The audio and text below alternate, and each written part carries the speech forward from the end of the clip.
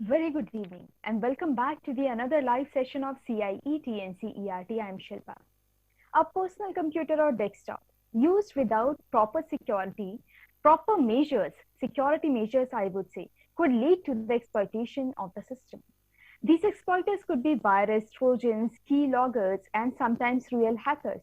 This may result in data theft, data loss, personal information disclosure, stealing of credential like password, etc. So it's important for us to understand how to keep our computers or desktops secure. To tell us more about it, tell us more about desktop security, we have Mr. B. Nandishwar, Project Engineer, CDAC, Hyderabad. I welcome you, Mr. Nandishwar. Thank you, ma'am. But before we proceed, I would like to inform our viewers is that if you come across any questions, then do not forget to call on our toll-free numbers. Numbers are 1800 and 1800 You can also send your queries on our official email ID, which is ciet.kishormanch@gmail.com. Moreover, you can comment your question during our YouTube live streaming, which is happening now, and our official YouTube channel is NCERT Official. Mr. Nandeshwar, do tell us briefly what we will be going to learn today in your session. Yeah, ma'am. Good evening, all. Today we'll be going to discuss about the desktop security, what kind of security measures and tips we can take to tackle with the issues regarding the desktop. Okay. So, Mr. Nandeshwar, if you have any presentation, then you can continue with that. Yeah, ma'am, sure.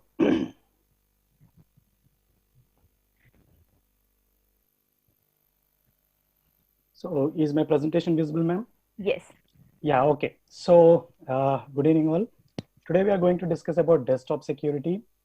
So the desktop security, it means the personal computer which we use or the laptop for our day-to-day use. Now in today's session, we'll try to discuss what kind of security mechanisms or what kind of security tips or the guidelines which we can use in our day-to-day life to secure our desktop. So to start with, as we are in this pandemic situation, I'll start with our the olden phrase, which is always golden. Prevention is better than cure. We all know that. So before something happens, it is always better that we prevent it before it happens. So in this digital world, to secure ourselves, this has been converted into some more new phrases, like which I have seen in a lot of websites and other things, like prevention is better than fraud. Now, if you take some online transactions or some other digital transaction, so it's always to prevent it better than fraud. And also prevention is better than a security breach, and also prevention is better than data loss. So it is always suggested that to prevent and to take some security measures in place so that the certain things like fraud or a security breach or the data loss or data theft that can be avoided. Now, today's session has discussed desktop security. Now, when I talk about desktop security, there are a lot of things involved. And first and foremost thing I want to stress is that whenever we talk about security, it's not a single point. Now, let's say if I take some security measures at a single point or a particular aspect of the system, so if I feel secure, it's not enough. So we have to see the security in a multi-dimensional way where the threat may come in any form. So it is always better to take each and every security measure in all aspects of the system. Now to start with, so why actually we need to secure a desktop? Because a personal computer used without proper security measures, so it can lead to exploiting the system or the data theft, data loss, personal information disclosure. There may be sensitive information that is that can be gone into wrong hands, or stealing of our credentials. And sometimes our system may also be used in illegal activities using our resources if we use such insecure computers. So protecting and securing personal computer is very important before it is compromised. Now, whenever we talk about the personal computer or the desktop, so it all starts right from the installation, right from the physical security, where our system is located, who has access to it, So all these things will actually come into picture. Let's say as an individual, so where the system is placed, so is the system can be accessed by one and all. So in terms of organizations where this physical security is also very important in terms of desktop security.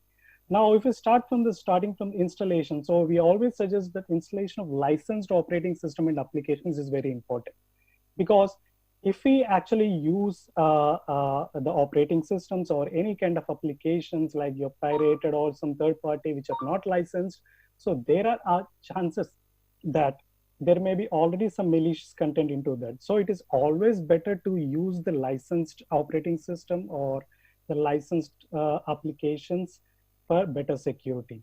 And it is always that we have to read the terms and conditions whenever we install any operating system or any applications. So there is always the terms and conditions, like what kind of things that can be done with our data.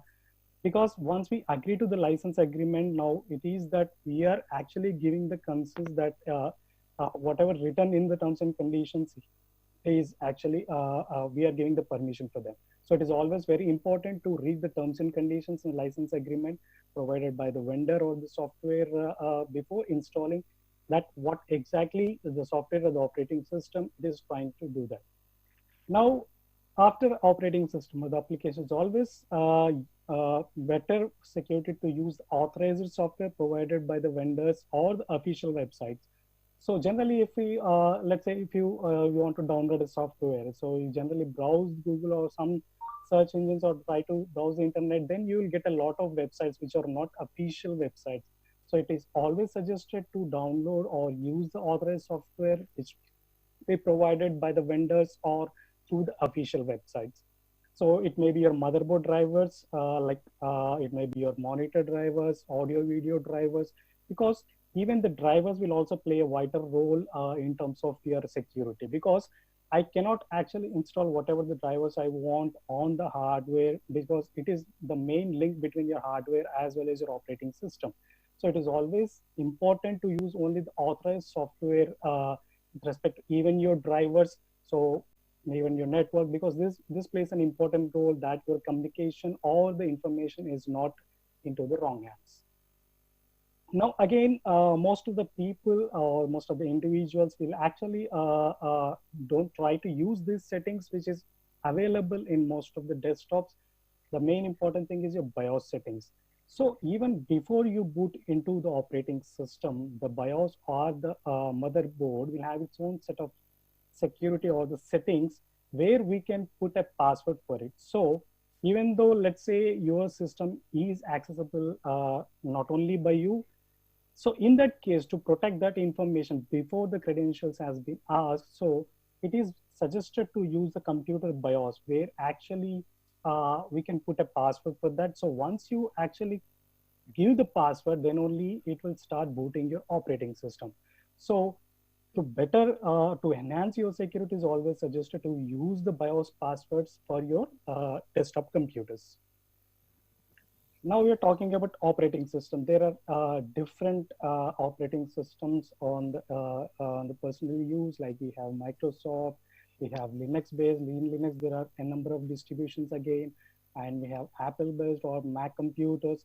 So whatever the thing, the operating system is the main interaction for any user to actually deal what kind of information we are actually putting in. So the operating system is the important program that runs on the computer, because it manages all the system resources and all the desktop related activities.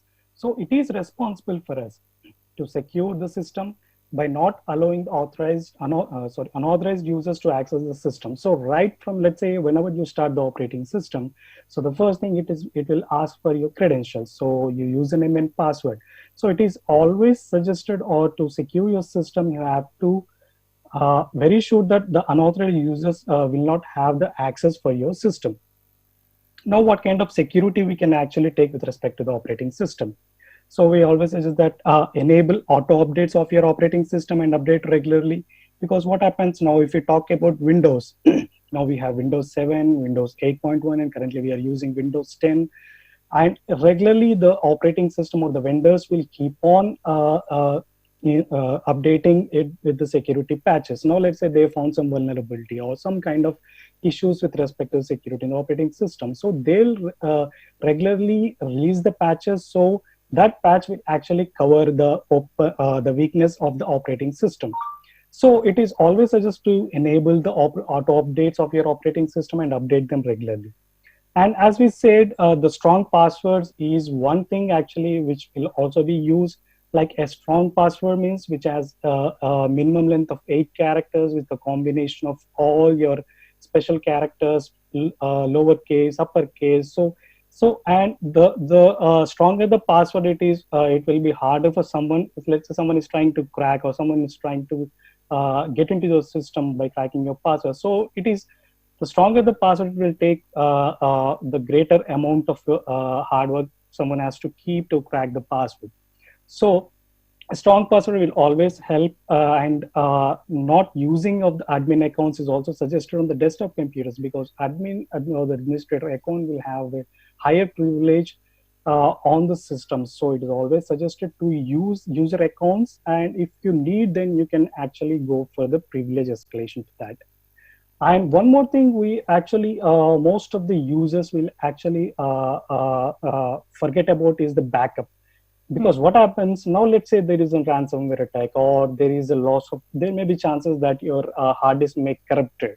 So in this case, your backup of the data on your personal computer is very important, because let's say you regularly keep on taking your backup of your data. It may be like yours, it's again not suggested to keep all your sensitive information on the personal computer, because if something happens, or because there is a threat that we lose our sensitive information or the private information. So if you take backup periodically or regularly and try to store it in a different medium, so and store it in a safe location. So even though there is some sort of attacks like your ransomware attack or any kind of, let's say there may be some physical issues with your hard disk failure. So these kind of things can be avoided, because already you have the personal information or of your information with you already. So there is no need to store the sensitive information on the system. First point. On the second point, you also have the backup of, so if something wrong or if something happens, so it is your data is with you.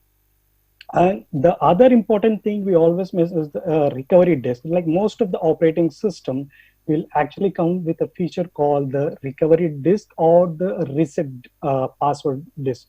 So what happens, there may be chances that you forget your password, or there may be chances that there may be some crash in the operating system. So there are chances. So if you keep or create this recovery disk, which are provided by the manufacturer, or you can create, let's say if you talk about Windows 10 or any other operating system, they'll also provide some mechanism to actually create the recovery disk or the reset password disk. So in case these kind of issues happen, so this recovery disk or the reset password disk will actually help us to recover from that issue within a less time and into a safe thing. And also all your startup programs. So we maybe keep on installing a lot of applications, a lot of programs on your system. So it may be keep on piling up. So it always better to monitor what is actually going on to the system. So we need to regularly monitor what kind of startup programs, because most of the malware that will be starting with your system operations. So whenever you start the system, so there may be some malware which will start with your operating system also. So it is always better to monitor the systems, the startup programs, and also control for optimal system performance. So what happens is, let's say some attacks will be like, they may not be actually interested in stealing your data. Let's say some crypto miners or some sort of mining software, where actually, let's say I want to use this because it uses a lot of resources. So what I will do is I will use the personal computer, let's say some 10,000 or 20,000 personal computers. So all these resources, I'll use a single resource, like in a botnet kind of thing. So I may not be actually trying to steal your data, but I may be using your resources. So these resources will also be used, and if someone is trying to see, let's say, as a forensics, or someone is trying to trace where actually all these things are coming, so the innocent people will be the victims. So it was also our duty to actually regularly monitor the startup programs or the applications which are installed on our systems. Now, as I said, system account password is also a very important feature because it represents the identity of an individual for an account. So if I want to log in into a system or any kind of application, so these credentials are very important. So the username with the password. So this password has to be very strong, as we discussed. So the stronger the password, it will be harder for any someone if they are trying to get the data from you. So this password is very important and we have to protect it in safe measures. Now, even most of the operating system, now let's say every operating system will actually come with its own privacy settings. Now, this is one screenshot where actually this is from Windows 10. Now, I've said there are a lot of application permissions, like what kind of apps that can actually access your location, what kind of apps that can access your camera, what kind of permissions you're actually giving for your microphone. There may be some kind of voice activation kind of things like Siri or some kind of Corona, or some kind of things which require the voice input. So what kind of settings we are actually enabling on the system? So it is again up to the user or for the individual who is actually maintaining their desktop. So because everything we can actually measure and we can allow what is exactly required. So these privacy settings will always help in securing our desktop, like what kind of permissions we are actually giving it to any kind of applications or to the operating system itself. So it is always better to review these privacy settings in a frequent manner, so that what kind of applications are actually taking use of your privacy settings will be monitored. Like we always suggest to update your operating system, like as I said. So with updating operating system is also important, like there may be some security patches will be released, or you may be some new features or security improvements will be pushed by the operating system vendor. So it is always suggest, and you can actually enable the auto update feature of your operating system. So there is no need again to go for a manual updation, because the automatic updation feature will actually keep on checking if there are new kind of patches that are available from your operating system vendor. If whenever these features are released, so automatically the system will be updated to the new update. So it is always suggested to regularly update, and you can go for the auto updates of your operating system. Now, most of the individuals, whenever we are dealing with the personal computers, so we have the apprehension, like if we want to use the firewall, so it has to be at the organizational level, or it has to be some at a higher level. But every operating system or every operating system will comes with its own inbuilt firewalls, like the desktop firewalls. Now, even your Windows, Mac, Linux, any distribution, it also comes with a feature of your firewall settings. So what happens, the firewalls will actually give some more insight or some more protection to the desktop. Like we can actually decide what has to be, let's say you're connected to the internet or you're connected to your LAN environment. So what kind of information or the network things that has to be sent or received from the network, that can be actually, we can make that things available in the firewalls. Right. So it's like when you leave your home, we will lock our doors for securing a property. So we'll also secure a property from thieves. So in the similar manner, these firewalls can also be used for securing our computers, like what kind of things that are to be allowed or what are to be denied. Now, let's say I want to install an application. Now, let's say I want to install an application for attending a video conference. No, I can actually allow a certain specific ports or what kind of services that are only required for that application to pass through the firewall. Now I can actually enable this desktop firewall, and I can make what information that has to be sent or received. So that kind of settings I can actually go with respect to the firewalls. Now this is one screenshot with respect to Windows 7. Actually, now you can see this Windows firewall settings. Now you can actually click on, which is always recommended, so that all your information that will be passing through your system, that is protected. So if again you want to go for advanced settings, or you want to use some exceptions, again there are some advanced tabs where actually you can go individually and you can tweak the settings with respect to what kind of applications or what kind of things you want to allow. Let's say I want to deny a specific applications, even though the application is installed on my system. So I can go to the firewall settings, I can block that application for not accessing the internet. So these kind of settings we can actually use in with respect to the firewalls. Now, these are some of the tips and guidelines for securing the operating system. Like even the screen saver or the screen lock is also very important. So most of our we have this habit of actually leaving the screen or without locking the system. So if we do these kind of things, someone may actually use our system without our permission because it's already open. So to actually protect from these kind of things, we can actually go for the screensaver kind of thing, like for activating a password for that, or use the screen lock feature, where if you use that screen lock feature or automatic screen lock, so after a certain like 5 seconds or 10 seconds, your computer will automatically get locked. So if someone has to enter, again, they have to give the passwords. And again, always use the strong password, which you're discussing in the previous slides also. Like instead of using the password, you can go for the strong pass phrases. Like you can select a word or you can select a sentence.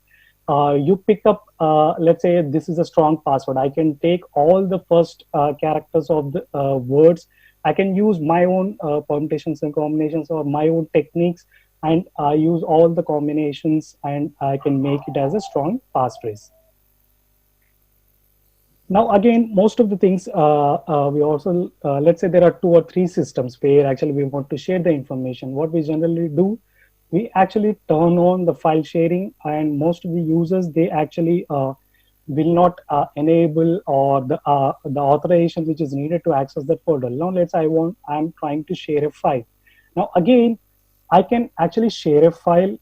If that is really needed, then I can go to the settings. I can only choose a specific user or a specific computers to actually make that shared file to access. So, or else you can go check for the sharing settings in your computer and turn off file sharing if it is really not needed. And also delete the softwares and features of the operating system which are not in use. Most of the operating system will actually come with the default features or the default applications, and we may also installing some third-party applications or the applications, but over the time we forget actually, even though we are not using it, that application will still reside on the system. So in that cases, again, regularly monitor, and you keep on checking what if the software or the feature is not used, then you can actually disable that, or you can uninstall those software which is not used for security. And again, update the operating system with the latest patches, mainly with critical security updates, because this will actually keep on closing the weaknesses which are already available or which are already known, and backup critical data, which will be helpful in case of your operating system failure. And also the antivirus software, which is also very important, because that will protect from most of the malware. That is, again, we'll discuss in the coming slides about this antivirus software also. But use an updated antivirus software to protect operating system from any virus attacks. Now, in terms of the operating system, we have discussed there are a lot of settings again, but the most important thing in terms of desktop security is also the browser. Because what happens is your browser is also a very important tool, because this is where our main interaction as a user or as an individual to connect to the internet to get some information. So for internet access, we always use the application, which is a web server. So it is used to gain and access the information and resources on the internet or the World Wide Web. So securing your browser is also very important, because today we have a lot of web browsers like your Microsoft Edge, Mozilla Firefox, Google Chrome, Apple Safari. There are again different set of browsers on the where most of the people are using nowadays. So as we use the web browser so frequently, so it is also very important for us to configure them securely. and not securing a web browser because it can lead to a lot of computer problems, which we'll discuss. And what kind of threats we generally have from like browser attacks, because many users have a tendency to click the link. Like we may be, let's say you open a website, there may be some links on the website, so we'll be clicking all those links that may be redirecting to some other websites. So there may be some phishing websites also. And also some web addresses maybe can be disguised, or let's say we think it is a genuine website or the website which we know, but it may take to another unexpected website. And even we also keep on, it is a regular practice to always update your browser, because if there are any security vulnerabilities with respect to the browsers, that also can be avoided by regularly updating them. So, and also some computer systems and software packages may also be bundled with additional software that also can be checked. Like we are checking that the third-party software has also to be regularly checked, and many websites require that users has to enable certain features. Now, let's say if you're going for any video conferencing kind of thing, that we use, let's say we are using Google Chrome or Firefox to actually view that web conference. Again, it is we need to check what kind of permissions we are actually allowing through the browser, what kind of information that is actually allowed. So that settings also need to be checked. Now, there may be some plugins. Again, we all most of the browsers are nowadays supporting these plugins or extensions we call. So these are applications intended for use in the web browser. Like one example we can take is Adobe Flash. But there are chances that these plugins may have their own set of vulnerabilities or some issues with them. Or the third-party plugins may also be monitoring the user behavior, and they may be collecting some information in the background. So it is always suggested to actually keep it monitoring on the plugins or the extensions which we actually use. So whether they are genuine enough, or is there any kind of malicious intent for those kind of plugins.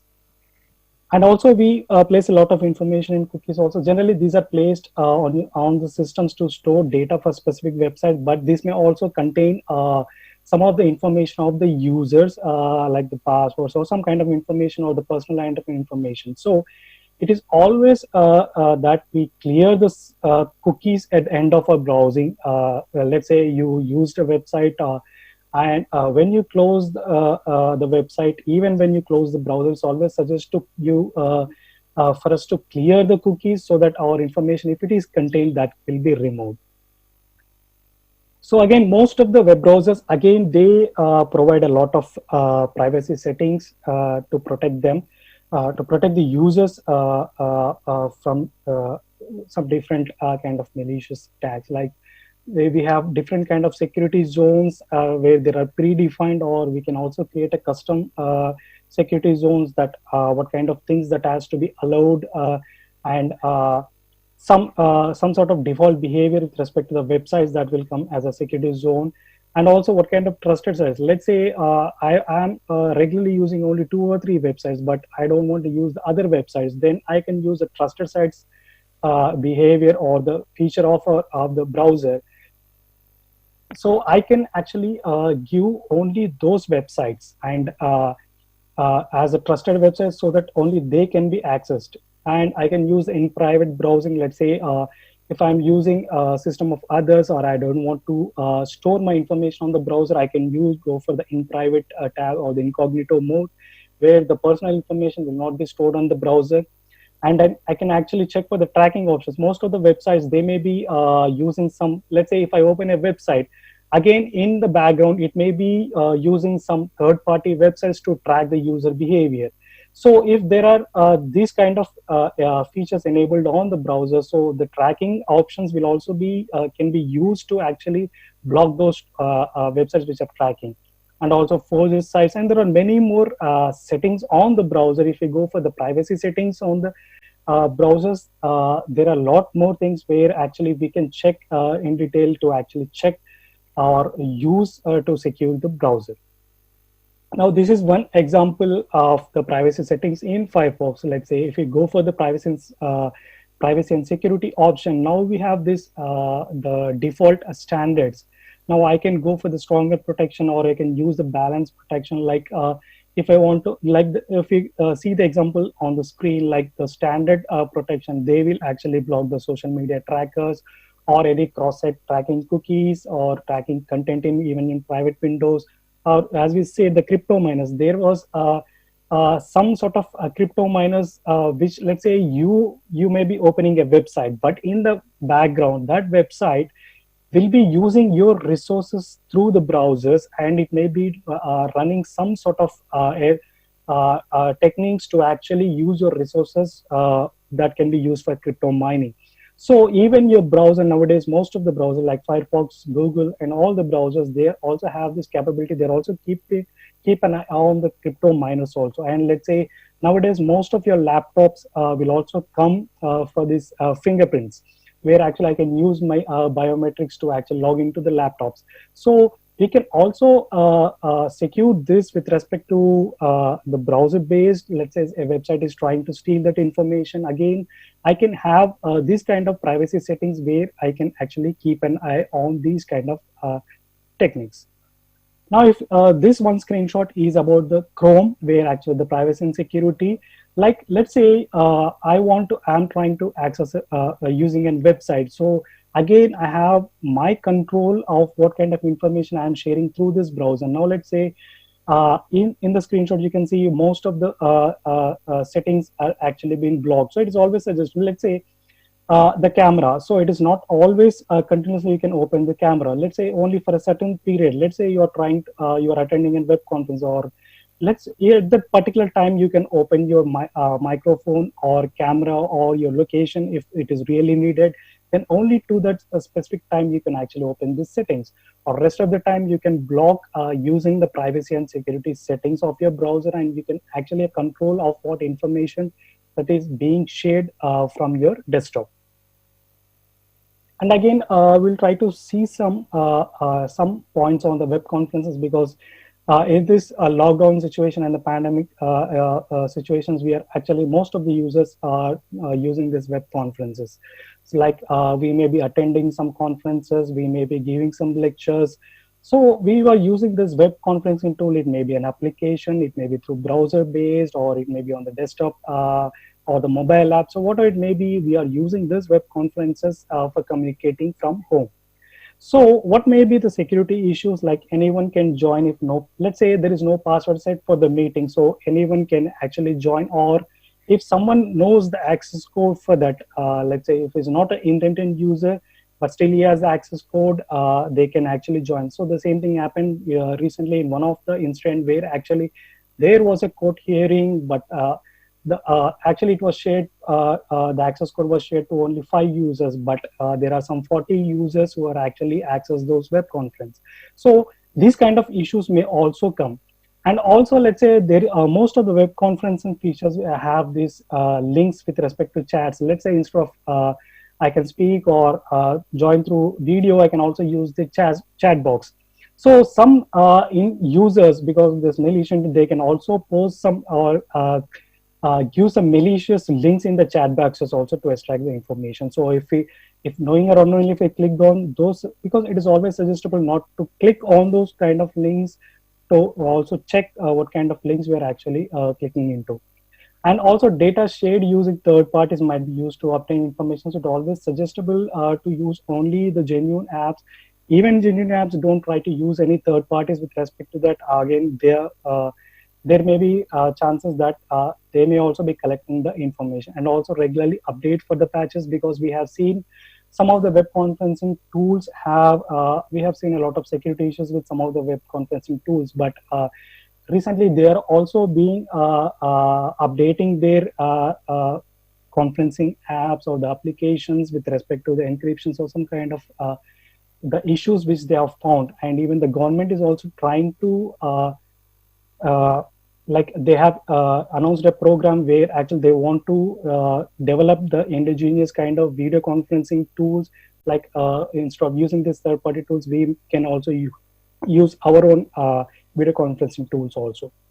So what are the best practices while actually we use these web conferences? So it is always we have to review the security and privacy settings as we have seen in the previous. So every application or every operating system or every web conference tool will come with a security and privacy settings. So it is always suggested to actually review those security and privacy settings.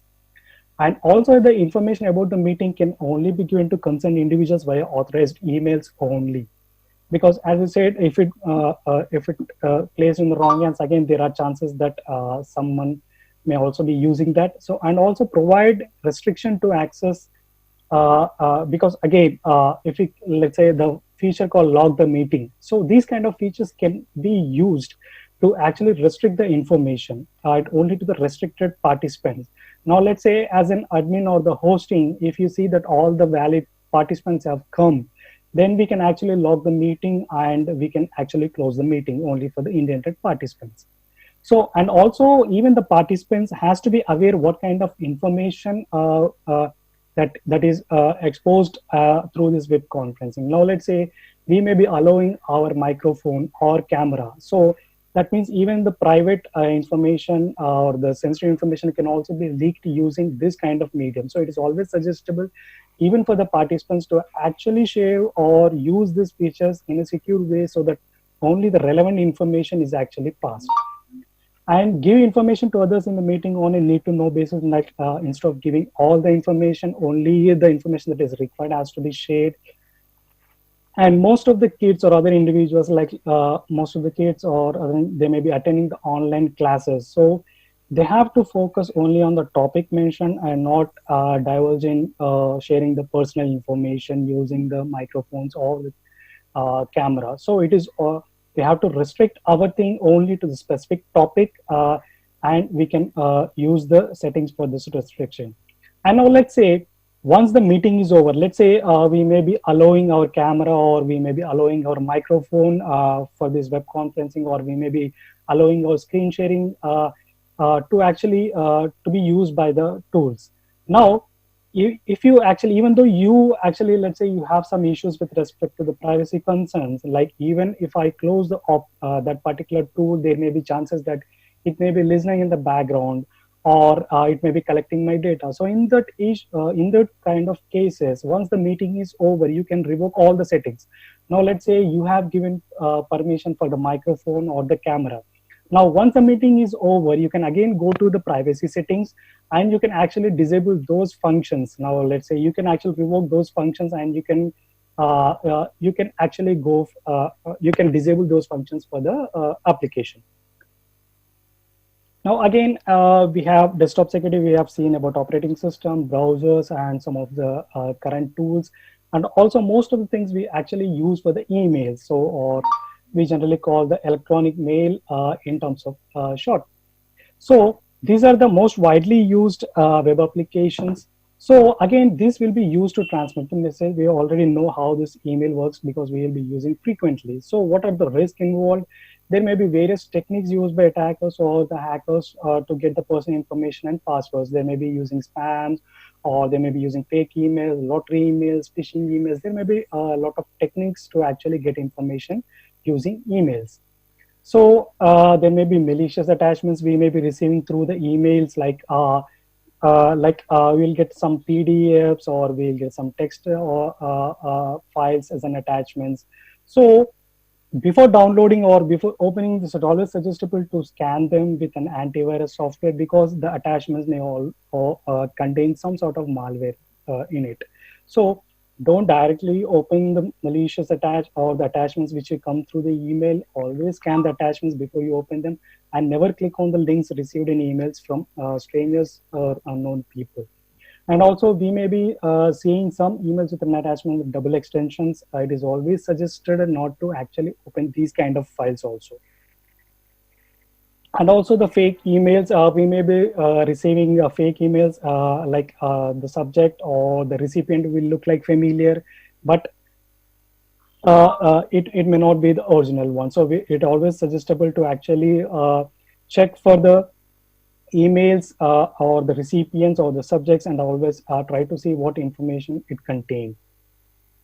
And also the hoaxes never actually put some kind of things on the hoaxes, because it is like kind of continuous spam emails which is coming onto your email box.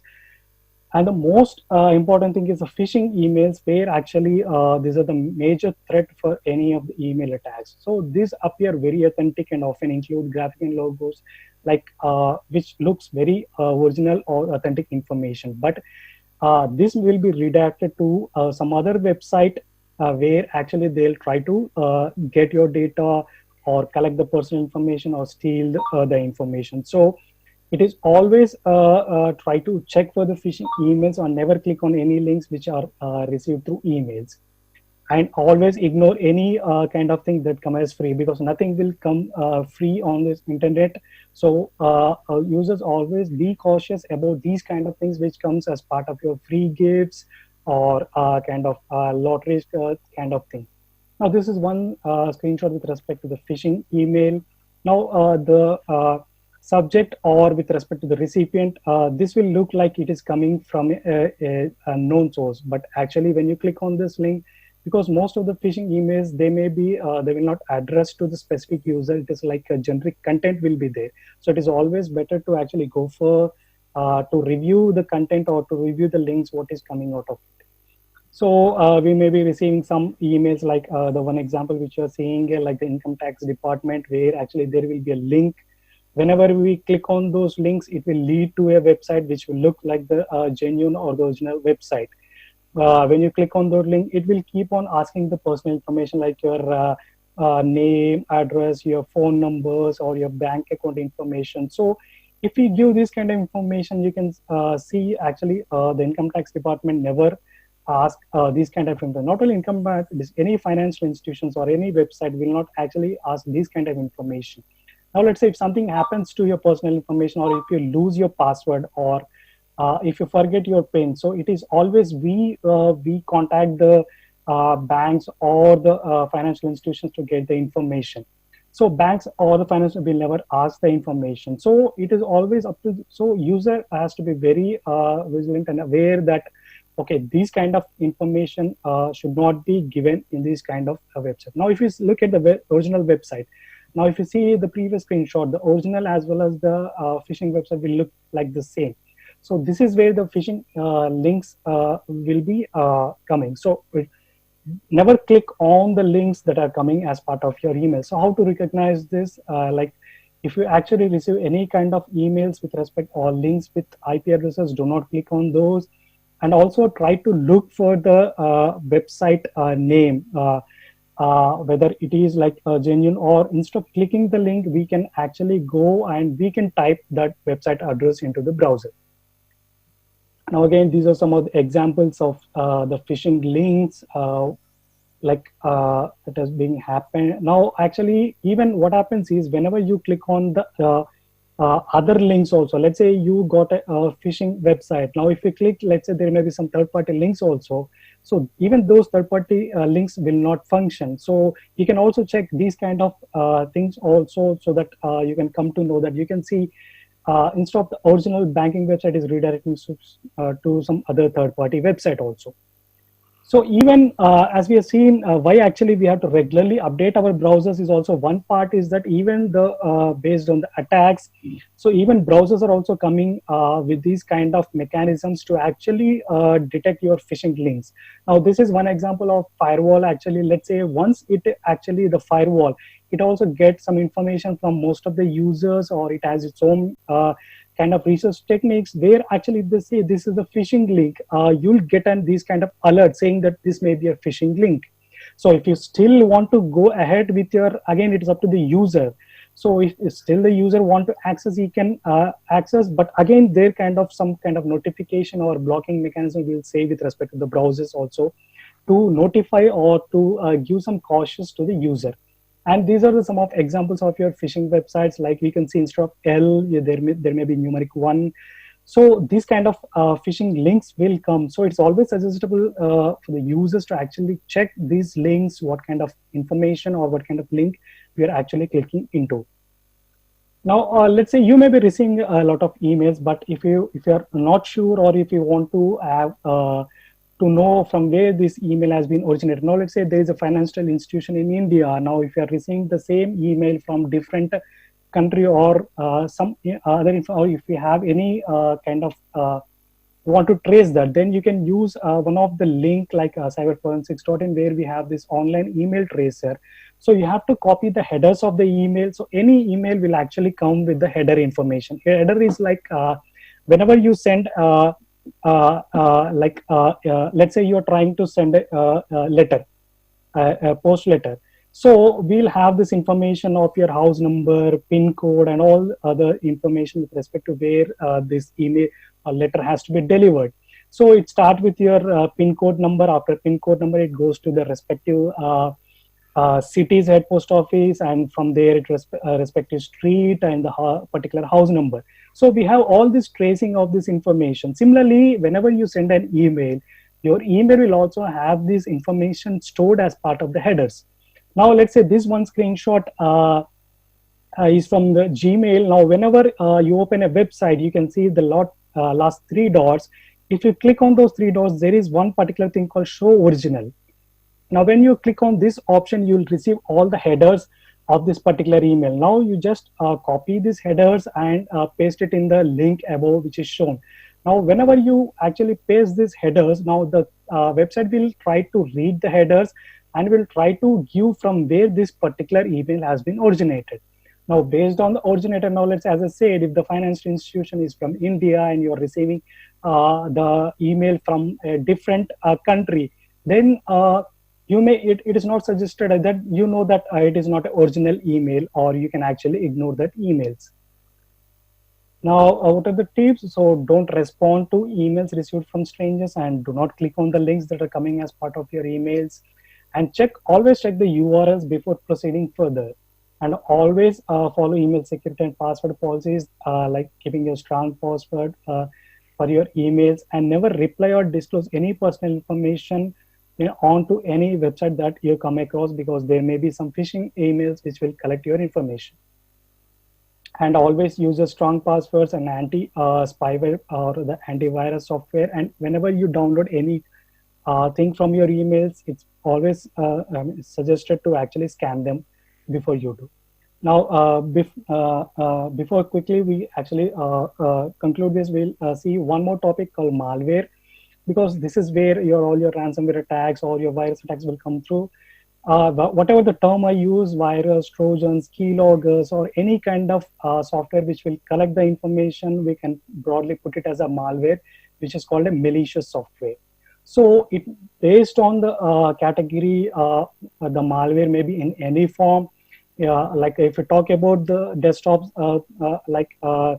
as well desktop security, so it may be through your virus, worms, trojans, and spyware. There may be a lot of categories which will try to collect your information.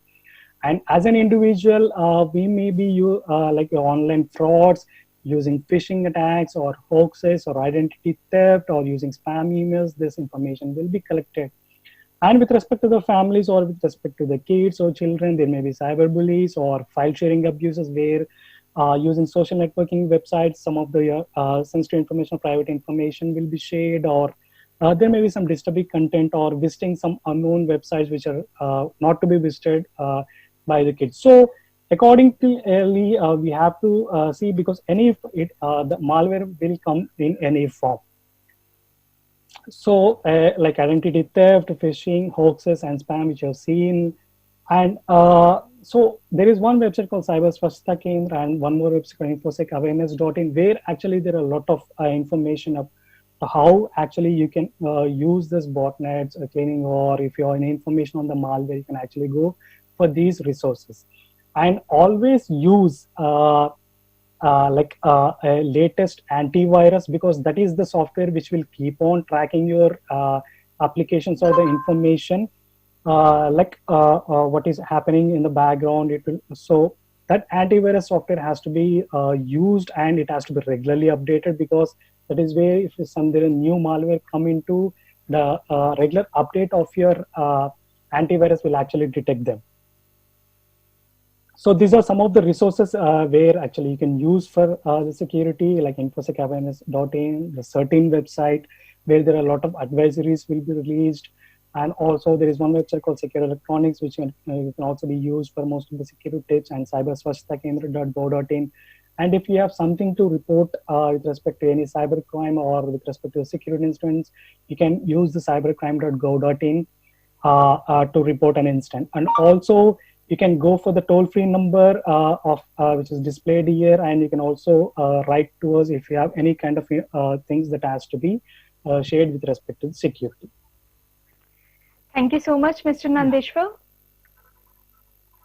So it is rightly said by Mr. Nandeshwar at the very starting of the session is that prevention is better than cure. And now you have learned a lot about desktop security and why is it important. Thank you so much, Nandeshwar, for being with us. Thank you very much.